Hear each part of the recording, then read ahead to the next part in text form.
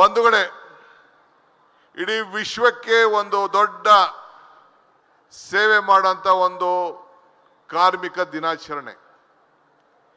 ಈ ದೇಶಕ್ಕೆ ಎಲ್ಲರೂ ಕೂಡ ಬದುಕಲಿಕ್ಕೆ 4 ಆಧಾರ ಸ್ತಂಭಗಳು: ಒಬ್ಬ ಕಾರ್ಮಿಕ, ಒಬ್ಬ ಕೃಷಿಕ, ಒಬ್ಬ ಶಿಕ್ಷಕ, ಒಬ್ಬ ಸೈನಿಕ. ಇವೇ 4 ಪಿಲ್ಲರ್ಗಳು. ಈ 4 ಜನ ಇದ್ರೆ ಈ ಪ್ರಜಾಪ್ರಭುತ್ವ ವ್ಯವಸ್ಥೆಯಲ್ಲಿ ಇಲ್ಲ ಯಾವುದೇ ವ್ಯವಸ್ಥೆಯಲ್ಲಿ ನಾವೆಲ್ಲ ಬದುಕಲಿಕ್ಕೆ ಸಾಧ್ಯ. ನೀವು ಪೌರ ಕಾರ್ಮಿಕರು ದೇವರ ಮಕ್ಕಳು ಅಂತೇಳಿ, ಸ್ವಚ್ಛತಾ ರಾಯಭಾರಿಗಳಂತೇಳಿ ನಮ್ಮ ಸರ್ಕಾರ ನಿಮ್ಮನ್ನ ಭಾವಿಸ್ತಾ ಇದೆ. ನೀವು ನಮ್ಮ ಸರ್ಕಾರದ ಸಮಾಜದ ಆರೋಗ್ಯವನ್ನ ಕಾಪಾಡ್ತಿರುವಂತ ವೈದ್ಯರು. ಇಂದು ಬೆಂಗಳೂರು ನಗರವನ್ನ ಸುಂದರವಾಗಿ ಇಟ್ಟು ಅದಕ್ಕೆ ವಿಶ್ವ ಮಾನ್ಯತೆಯನ್ನ ಬಂದಿದ್ದರೆ ಅದು ನೀವು ಮಾಡಿದಂತ ಸೇವೆ.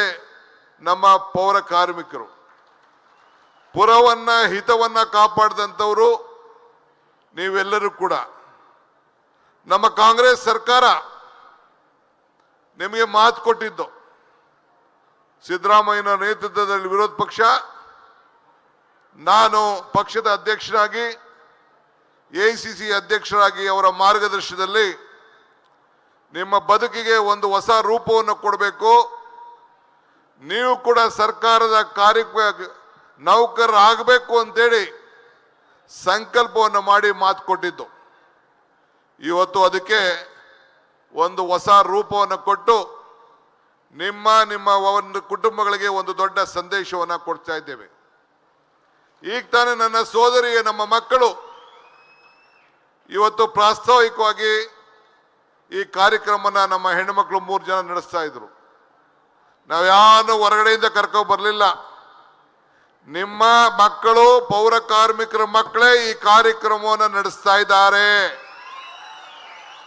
ನಮ್ಮ ಸರ್ಕಾರದ ಉದ್ದೇಶ ನಿಮ್ಮನ್ನು ಕೂಡ ಈ ದೇಶದ ಒಬ್ಬ ದೊಡ್ಡ ಹೆಣ್ಮಕ್ಳಾಗ್ಲಿ, ಹುಡುಗರಾಗ್ಲಿ ವಿದ್ಯಾವಂತರು ಮಾಡಬೇಕು, ಬುದ್ಧಿವಂತರಾಗಿ ಮಾಡಬೇಕು, IAS ಮಾಡಬೇಕು, ಮಂತ್ರಿಗಳಾಗಬೇಕು, MLAಗಳಾಗಬೇಕು, ಲೆಕ್ಚರರ್ಗಳಾಗಬೇಕು, ತಹಶೀಲ್ದಾರ್ಗಳಾಗಬೇಕು, DC ಅನ್ನೋದು ನಮ್ಮ ಸರ್ಕಾರದ ಮೂಲ ಉದ್ದೇಶ.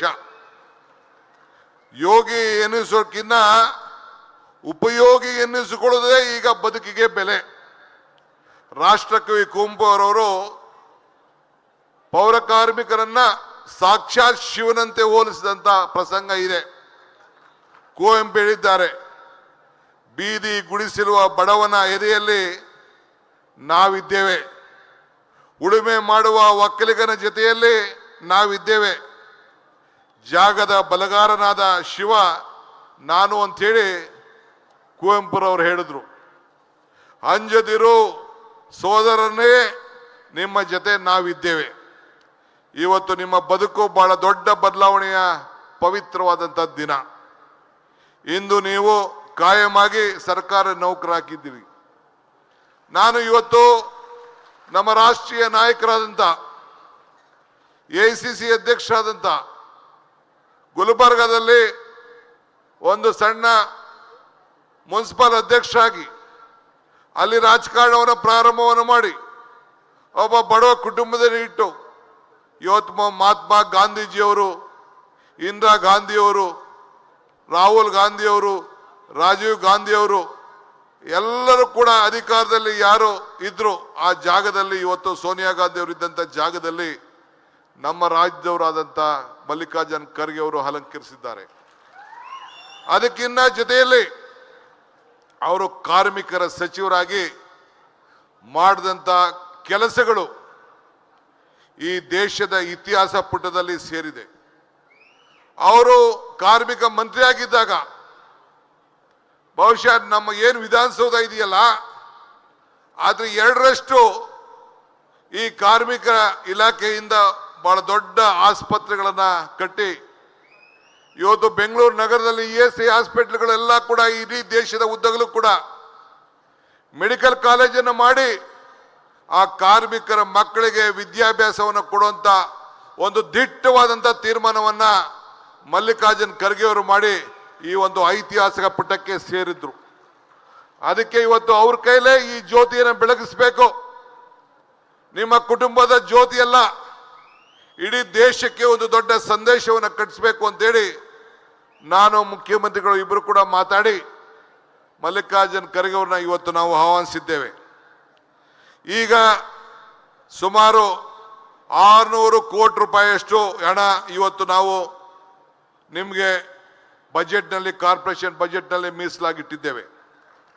ನಿಮ್ಮ ಯಾರಿಗೂ ಕೂಡ 1 ರೂಪಾಯಿ ಲಂಚ ಕೊಡದೆ ನಿಮಗೆ ಕಾಯಂ ಮಾಡುವಂತ ಕೆಲಸವನ್ನ ಇವತ್ತು ನಮ್ಮ ಸರ್ಕಾರ ಇವತ್ತು ಮಾಡಿಕೊಂಡು ಬಂದಿದೆ.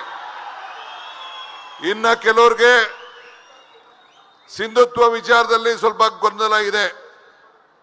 ನಾನು ಹೇಳ್ತಾ ಇದ್ದೇನೆ, ಇವತ್ತು ಪ್ರತ್ಯೇಕವಾದಂತ ಒಂದು ಸಪರೇಟ್ ಆಗಿ ಕಾರ್ಪೊರೇಷನ್ ನಲ್ಲಿ ನಿಮ್ಗೆಲ್ಲ ಕೂಡ ಬೂತ್ಗಳನ್ನು ಮಾಡಿ ನಿಮ್ಮ ದಾಖಲೆಗಳನ್ನ ಪರಿಶೀಲನೆ ಮಾಡಿಸಿ ನಿಮ್ಮೆಲ್ಲರೂ ಕೂಡ ನ್ಯಾಯವನ್ನು ಒದಗಿಸಿಕೊಳ್ಳುವಂತ ಕೆಲಸ ಉಳ್ಕೊಂಡವ್ರಿಗೆ ಮಾಡುವಂತ ಕೆಲಸವನ್ನ ಈ ಡಿ.ಕೆ. ಶಿವಕುಮಾರ್ ನಿಮ್ಮ ಸರ್ಕಾರ ಮಾಡ್ತದೆ ಅನ್ನೋ ಮಾತನ್ನ ಈ ಸಂದರ್ಭದಲ್ಲಿ ಹೇಳಲಿಕ್ಕೆ ನಾನು ಬಯಸ್ತಾ ಇದ್ದೇನೆ.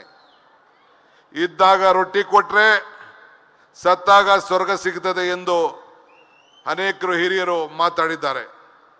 ಹೀಗಾಗಿ ನಿಮ್ಮ ಸರ್ಕಾರ ನಮ್ಮ ಸರ್ಕಾರ, ನಮ್ಮ ಸರ್ಕಾರ ನಿಮ್ಮ ಸರ್ಕಾರ, ಇದು ಯಾವಾಗಲೂ ಕೂಡ ಇರಬೇಕು. ವೇದಿಕೆ ಮೇಲೆ ನಮ್ಮ ರಾಮಲಿಂಗಾರೆಡ್ಡಿ ಅವರು, ಸುರೇಶ್ ಅವರು, ಕೃಷ್ಣ ಬೈರೇಗೌಡರು, ರಿಜ್ವಾನ್ ಅವರು, ನಮ್ಮ ಸುರೇಶ್ ಅವರು, ಶಿವಣ್ಣವರೆಲ್ಲ ಇದ್ದಾರೆ, ನಿಮ್ಮ ಶಾಸಕರು. ಅವರೆಲ್ಲ ಕೂಡ ಯಾವಾಗಲೂ ಕೂಡ ನಿಮಗೆ ಯಾವಾಗ ಸಹಾಯ ಮಾಡ್ತೀರಿ, ಯಾವಾಗ ಕಾಯಂ ಮಾಡ್ತೀರಿ, ಅವ್ರಿಗೆಲ್ಲ ನಾವು ಕೂಡ ನಮ್ಮ ಕ್ಷೇತ್ರಗಳಿಗೆ ಕರೆಸಿ ಪ್ರತ್ಯೇಕವಾದಂಥ ಗೌರವನ ಸಲ್ಲಿಸಬೇಕು ಅಂತೇಳಿ ಅವರು ನನ್ನ ಮೇಲೆ ಒತ್ತಡವನ್ನು ಕೂಡ ಇವತ್ತು ಮಾಡ್ಕೊಂಡು ಬಂದಿದ್ದಾರೆ. ಸೊ ಇವತ್ತು ಕೃಷ್ಣ ಬೈರೇಗೌಡರು ಬಂದಿದ್ದಾರೆ, ಅವ್ರಿಗೂ ನಿಮ್ಮೆಲ್ಲರ ಪರವಾಗಿ ನಾನು ಸ್ವಾಗತವನ್ನು ನಾನು ಮಾಡಿಸ್ತಾ ಇದ್ದೇನೆ. ಸೊ ನಮ್ಮ ಪ್ರಣಾಳಿಕೆಯಲ್ಲಿ ನಮ್ಮ ಕನಸಲ್ಲ ಇಲ್ಲ, ಇದು ನಮ್ಮ ಸಂಕಲ್ಪ ಮತ್ತು ನಮ್ಮ ಬದ್ಧತೆ. ನಿಮ್ಮ ಕಷ್ಟ, ಹಸಿವು, ನೋವು ಎಲ್ಲರೂ ಕೂಡ ದೂರ ಮಾಡಬೇಕು ಅಂತೇಳಿ ಇವತ್ತು ಇಂಥ ತೀರ್ಮಾನವನ್ನು ಮಾಡಿದ್ದೇವೆ. ವಿವೇಕಾನಂದರು ಒಂದು ಕಡೆ ಹೇಳಿದ್ದಾರೆ, ಸಮಾಜ ಎನ್ನುವ ಚಕ್ರದಲ್ಲಿ ಕೆಳಗಿರೋರು ಮೇಲಕ್ಕೆ ಹೋಗ್ತಾರೆ, ಮೇಲಿರೋರು ಕೆಳಗೆ ಬರ್ತಾರೆ ಅಂತೇಳಿ. ಹಂಗೆ ನೀವು ಕೂಡ ಸಮಾನತೆಗೆ ಇವತ್ತು ಅತಿ ಹೆಚ್ಚು ಶಕ್ತಿಯನ್ನ ತುಂಬಿದ್ದೀರಿ. ನಾನು ನಮ್ಮ ಹಿರಿಯ ನಾಯಕರಾದಂಥ ಬಸವಲಿಂಗಪ್ಪನವ್ರನ್ನ ಮತ್ತು IPD ಸಾಲಪ್ಪನವ್ರನ್ನ ಇವತ್ತು ನಾನು ಸ್ಮರಿಸ್ಕೊಳ್ಳೇಬೇಕಾಗಿದೆ. ಅವರು ಕೂಡ, ಅವರ ಜೊತೆಯಲ್ಲಿ ನಾನು ರಾಜಕೀಯವಾಗಿ ಕೆಲಸ ಮಾಡಿದ್ದೇನೆ. ನಿಮ್ಮ ಪರವಾಗಿ ಹೋರಾಟವನ್ನು ಮಾಡಿಕೊಂಡು ನಿಮ್ಮ ಬದುಕಿಗೆ ಅನೇಕ ಮಾರ್ಗದರ್ಶನ ಕೊಟ್ಟವರು. ಇವತ್ತು IPDP ಸಾಲಪ್ಪನವರ ವರದಿ ಇದೆ. ಆ ವರದಿಯನ್ನು ಅನುಷ್ಠಾನಕ್ಕೆ ತರಲಿಕ್ಕೆ ಹಂತವಾಗಿ ಪ್ರಯತ್ನವನ್ನು ನಾವು ಮಾಡ್ತಾ ಇದ್ದೇವೆ. ಇವತ್ತು ತಮ್ಮ ಅನೇಕ ಯಾವುದೇ ವಿಚಾರ ಇದ್ರೂ ಕೂಡ ನಿಮ್ಮ ಮಕ್ಕಳ ಭವಿಷ್ಯವನ್ನು ಗಟ್ಟಿಯಾಗಿಡಲು ಇವತ್ತು ಅನೇಕ ಕಲ್ಯಾಣ ಕಾರ್ಯಕ್ರಮವನ್ನು ರೂಪಿಸಿದ್ದೇವೆ. ಅದಕ್ಕೆ ಅನೇಕ ನಿಮ್ಮ ಮಕ್ಕಳ ವಿದ್ಯಾಭ್ಯಾಸಕ್ಕೆ, ಉತ್ತೀರ್ಣಕ್ಕೆ IAS, KS, ಇಂಜಿನಿಯರು, ಡಾಕ್ಟರ್ ಮಾಡಲಿಕ್ಕೆ ಟ್ರೈನಿಂಗ್ ಕೊಟ್ಟು, ನಿಮ್ಮ ಗಾಡಿಗಳಿಗೆ ವಾಹನಗಳನ್ನು ತೆಗೆದುಕೊಂಡು ಎಲ್ಲ ಕೂಡ ಸಹಾಯನ ಮಾಡಲಿಕ್ಕೆ ಅದಕ್ಕೆ ಒಂದು 700 ಕೋಟಿಯನ್ನು ಕೂಡ ಇವತ್ತು ಮೀಸಲಾಗಿ ನಾವು ಇಟ್ಟಿದ್ದೇವೆ. ನಿಮ್ಮ ಕಲ್ಯಾಣ ಬಜೆಟ್ 730 ಕೋಟಿ. ನೀವು ನಿವೃತ್ತಿ ಆದವರೆಗೆ ಸದಾ ಆದ ತಕ್ಷಣ ನಂತರ 10 ಲಕ್ಷ ರೂಪಾಯಿಯಷ್ಟು ಡೆಪಾಸಿಟ್, 6,000 ಪಿಂಚಣಿ ನೀಡುವ ಯೋಜನೆಯನ್ನು ಕೂಡ ಈಗಲೇ ನಾವು ಕಾರ್ಯಕ್ರಮವನ್ನು ನಾವು ರೂಪಿಸಿದ್ದೇವೆ. ಇವತ್ತು ನಿಮ್ಮ ಶೂ ಇರ್ಬೋದು, ಇವತ್ತು ಮಕ್ಕಳ ವಿದ್ಯಾಭ್ಯಾಸ, ಆರೋಗ್ಯ, ಕೌಶಲ್ಯ ಅಭಿವೃದ್ಧಿ, ಶೋಷಿತರ ಹಿಂದುಳಿದವರ ಅಧಿಕಾರವನ್ನು ನೀಡಲು ಎಲ್ಲ ಕೂಡ ಇದೆ. ಇನ್ನು 2017ರಲ್ಲಿ ನಮ್ಮ ಸರ್ಕಾರ, ಸಿದ್ದರಾಮಯ್ಯ ನೇತೃತ್ವದ ಸರ್ಕಾರ 10,000 ಪೌರ ಕಾರ್ಮಿಕರನ್ನ ನೇರ ನೇಮಕ ಮಾಡಿದ್ದನ್ನ ಯಾರು ಕೂಡ ಇತಿಹಾಸವನ್ನ ತೆಗಿಲಿಕ್ಕೆ ಸಾಧ್ಯ ಇಲ್ಲ. ನಿಮಗೆ 7.5 ಲಕ್ಷ ಮನೆಗಳನ್ನು ನಿರ್ಮಾಣ ಮಾಡಲು ಈಗಾಗಲೇ ಇಡೀ ರಾಜ್ಯದ ಉದ್ದಗಲಕ್ಕೂ ಕೂಡ ನಮ್ಮ ಸರ್ಕಾರ ಬದ್ಧವಾಗಿದೆ.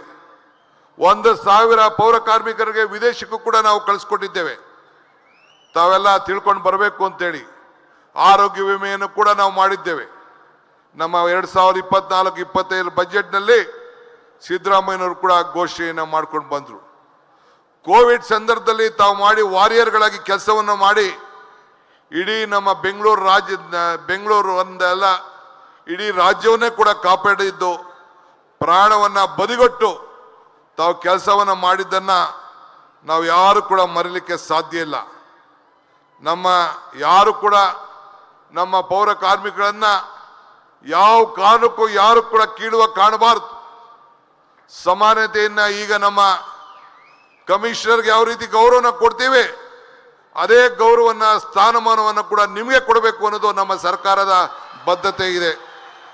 ಪೌರ ಕಾರ್ಮಿಕರನ್ನ ಜಾತಿ ಧರ್ಮ ಎಲ್ಲ ಮರೆತು ಇವತ್ತು ಒಗ್ಗಟ್ಟಿನಿಂದ ಎಲ್ಲರೂ ಕೂಡ ಇವತ್ತು ಮುಂದಕ್ಕೆ ಬರ್ತಾ ಇದ್ದಾರೆ. ಲಕ್ಷಾಂತರ ಜನ ಅರ್ಜಿ ಆಗ್ತಾ ಇದ್ದಾರೆ. ಗಾಂಧೀಜಿಯವರು ಕಾಶಿ ವಿಶ್ವನಾಥ ದೇವಸ್ಥಾನಕ್ಕೆ ಹೊರಗೆ ಅಲ್ಲಿಂದ ಗಲೀಜನ್ನ ಕಂಡು ಅವರೇ ಸ್ವಚ್ಛತೆಯನ್ನ ಕೆಲಸ ಮಾಡಿದಂಥ ಇತಿಹಾಸ ನಾವು ನೋಡಿದ್ದೇವೆ. ಇವತ್ತು ಇನ್ನು ಅನೇಕ ವಿಚಾರಗಳನ್ನ ನನಗೆ ಹಂಚ್ಕೊಳ್ಳೋಕ್ಕೆ ಬಹಳ ಇಷ್ಟ ಇದೆ.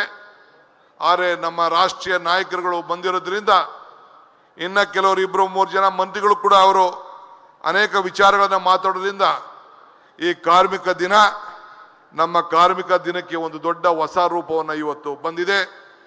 ಕಾರ್ಮಿಕ ದಿನಾಚರಣೆ ಇಡೀ ವಿಶ್ವದಲ್ಲೇ ಇದೊಂದು ದೊಡ್ಡ ಶಕ್ತಿ ತುಂಬುವಂತ ಒಂದು ದಿನ. ಇವತ್ತು ಇನ್ನ ಹೊರಗಡೆ ಒಂದು 7-8 ಸಾವಿರ ಜನ ಹೊರಗಡೆ ಇದ್ದಾರೆ. ಎಲ್ಲ ಮಕ್ಕಳು ಕುಟುಂಬದವ್ರನ್ನೆಲ್ಲ ಕರ್ಕೊಂಡು ಬಂದಿದ್ದೀರಿ. ಇದು ನಿಮ್ಮ ಬದುಕಿಗೆ ಒಂದು ದೊಡ್ಡ ಸಂತೋಷವನ್ನು ತಂದಿರೋ ದಿನ.